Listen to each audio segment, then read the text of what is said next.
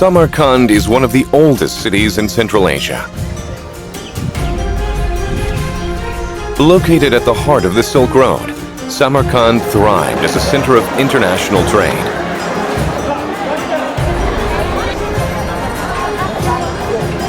One of the important remains was discovered in 1965 in Aphro-Siam, northeast of Samarkand, and proved a historical fact that the city was the center of the ancient trade route.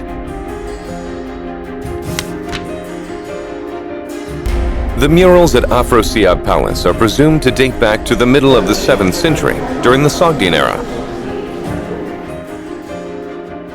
Discovered in the heart of the old palace site, the wall paintings attracted huge attention from worldwide academia by depicting the prosperity of the Sogdian era. Although the Aphro-Siab Palace became a ruin, the mural paintings show the ruler of Samarkand, Varkuman, receiving envoys from various countries, proving that Samarkand filled an important position on the international stage.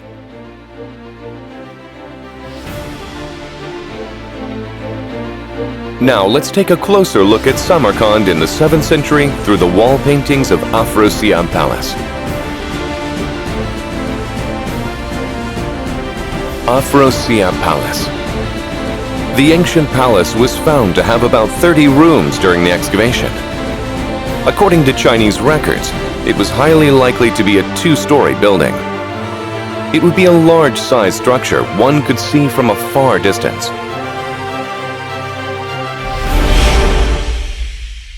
The hall located in the center of the palace is a square room of 11 square meters, and the hall's walls are decorated with colorful murals.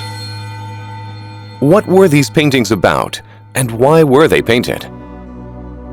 On the principal west wall mural, an inscription remains on an ambassador's robe written in Sogdian. When King Varkuman Unash came to him, the ambassador opened his mouth and said thus, "I am Pukarzate, the Chancellor of Chaganian. I arrived here from Turantash, the Lord of Chaganian, to Samarkand, to the king, and with respect to the king, now I am here. And with regard to me, do not have any misgivings. About the gods of Samarkand, as well as about the writing of Samarkand, I am keenly aware, and I also have not done any harm to the king. Let you be quite fortunate." And King Varkuman Unash took leave of him, and then the Chancellor of Chach opened his mouth.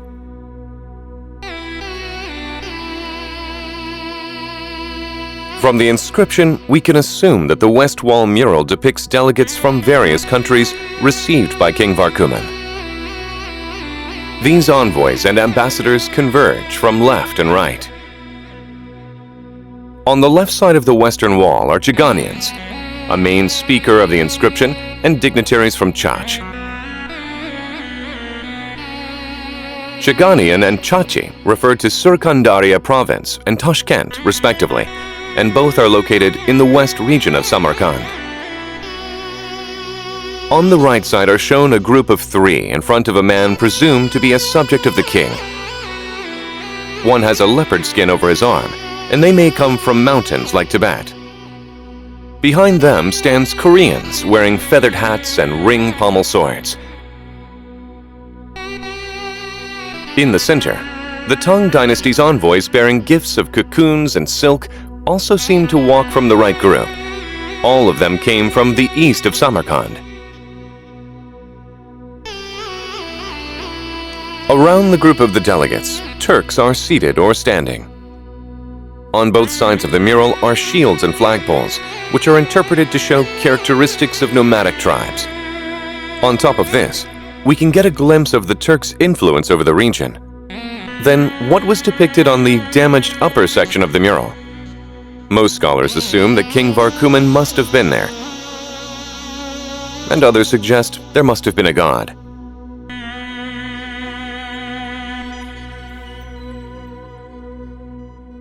Looking from the west wall mural to the left, a procession painted in brilliant colors fills the south wall. A guarded structure and a few people are at the lead. Moving toward the lead, the procession is approached by a rider on a decorated elephant. 3 figures on horseback follow right behind the elephant. 2 men on camelback move forward, and each man holds a club that appears to be used for a ritual. Behind them, figures wearing face masks lead 2 pairs of geese and an unmanned horse. At the rear of the procession, an outsized image of a lower half of a figure is assumed to be King Varkuman on horseback. The king was followed by his equestrian troops. This procession is assumed to be one to pay respects to ancestors' tombs or a wedding ceremony.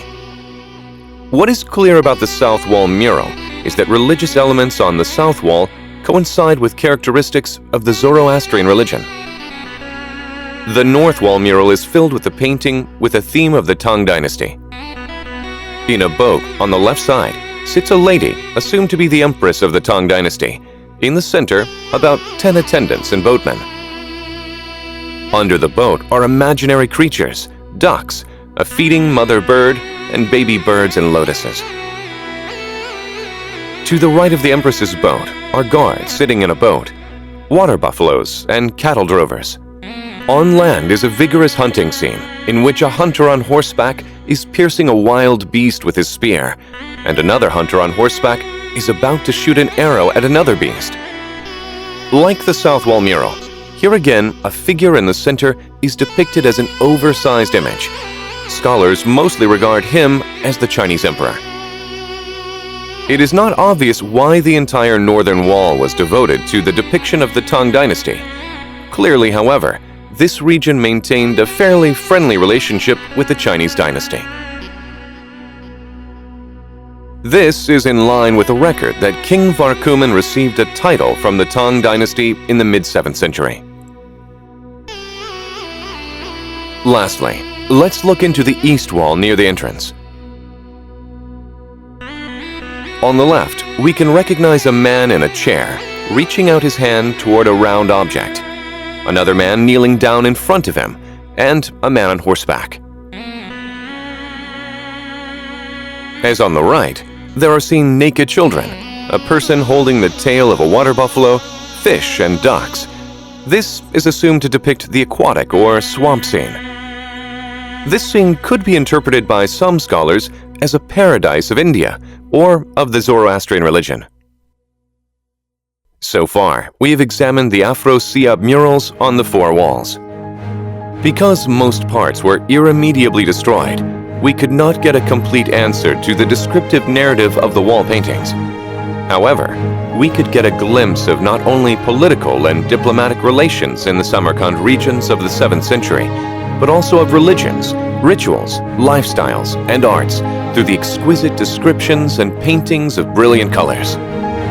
Although the Sogdian era came to an end due to the attacks of the Arabs, the prosperity and internationality of Samarkand seen on the murals still remain today.